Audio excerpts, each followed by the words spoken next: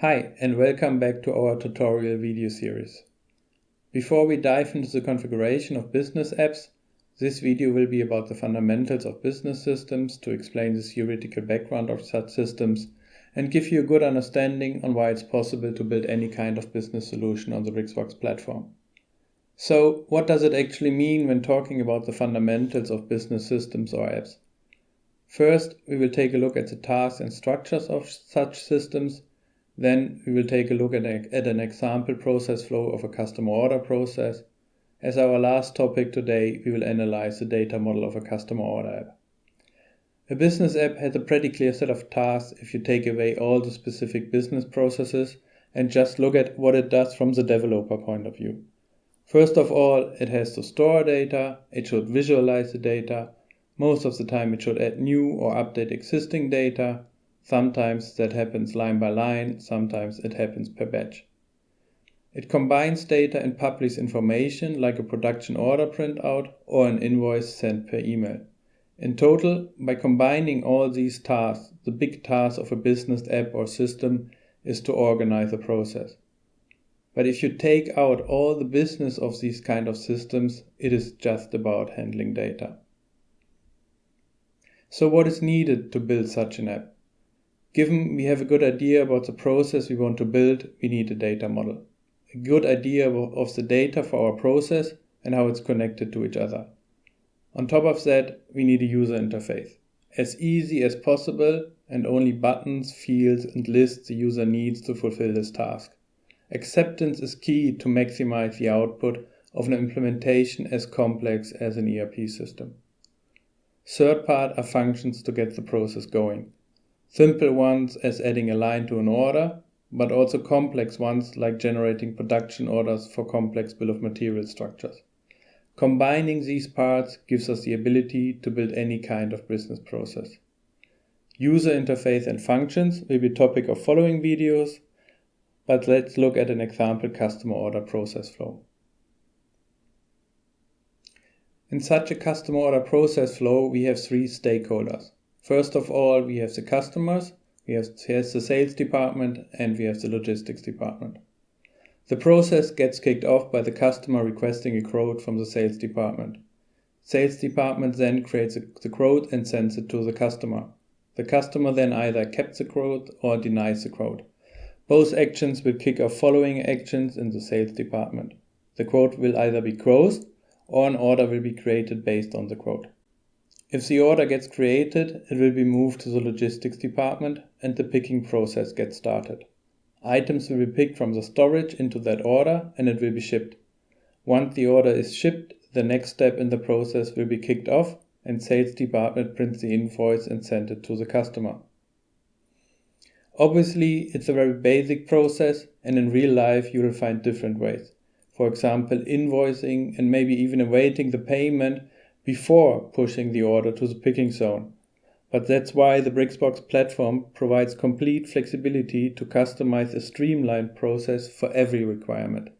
As long as you're able to describe or to draw it, you can build it and make life easier for your users.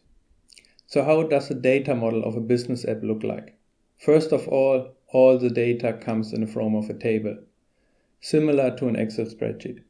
Mostly we have three kinds of tables. There are master data tables which contain all the data that doesn't change very often, like addresses, item and inventories. Second type of data is header data. Header data contains the order header data like delivery address, delivery date, invoice date and so on. Actually the main information to run the process. Example data is sales or procurement order header or production order header. But also processes like stock taking get organized with a stock taking order header dataset.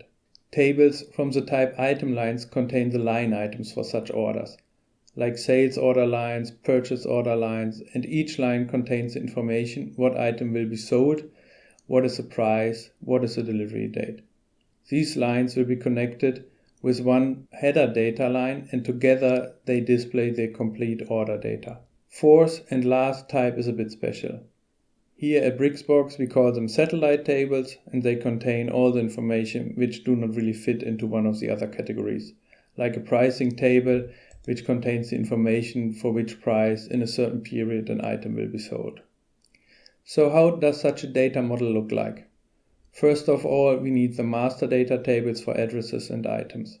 In this case, we will have one place for all addresses, no matter if it's a customer, supplier, or employee. They will be grouped by settings. Customer, for example, gets the is customer check. Obviously, there are other options as well, like having separate tables for each kind of address. That depends on the requirements of your process. Additionally, we have two more master tables, and they will be used to group either the addresses or the items. They will be connected by storing the ID. So for example, the address group ID will be stored in the column address group ID of the address table. Same for the ID of the item group in the column item group ID in the item table. Next table is our header table for sales order.